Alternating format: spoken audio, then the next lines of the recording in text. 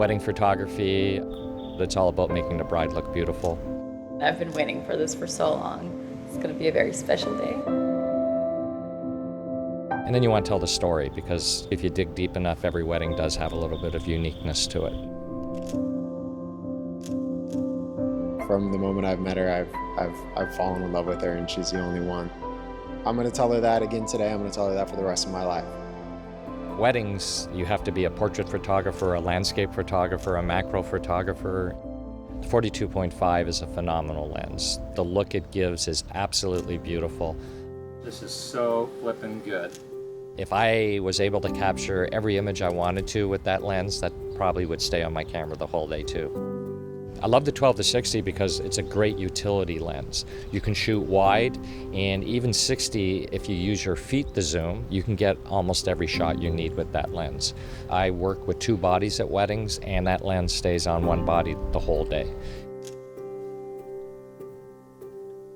One of the tricks I have is I shoot all in manual mode. It's difficult to expose for a bride's dress because it's usually a white or just off-white. So what I do is I go in close and I take an exposure reading off the dress, and I expose typically 1 to 1 1/3 stops overexpose. When you back up and shoot, it's amazing. It's a perfectly exposed image.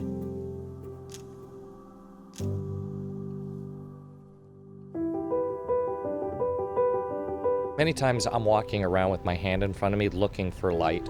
We are in Southern California, so most weddings here do take place outdoors. And sometimes it is hard to find nice soft light in the shade.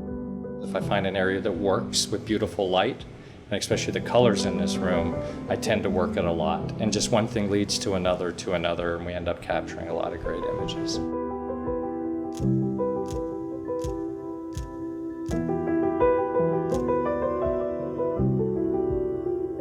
I'm really excited now that the GH5 has 2 card slots. Now I can write RAW to one and JPEG to another and have a built-in backup on the camera.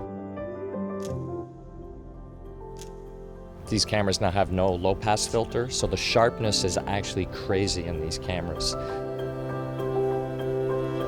I'm going to be honest, I am not a spring chicken anymore. I'm not quite as stable.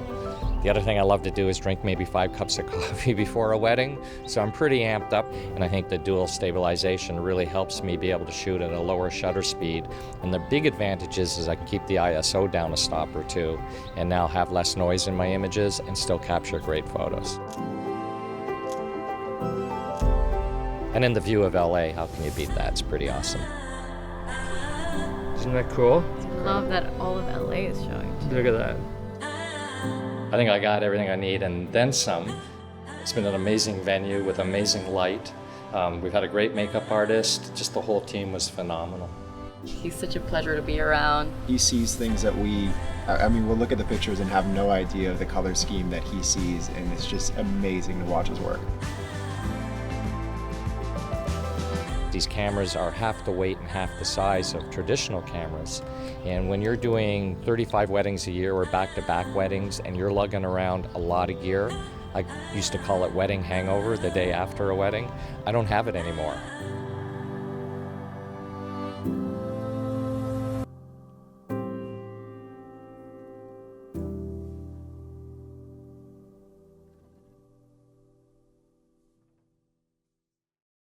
Panasonic.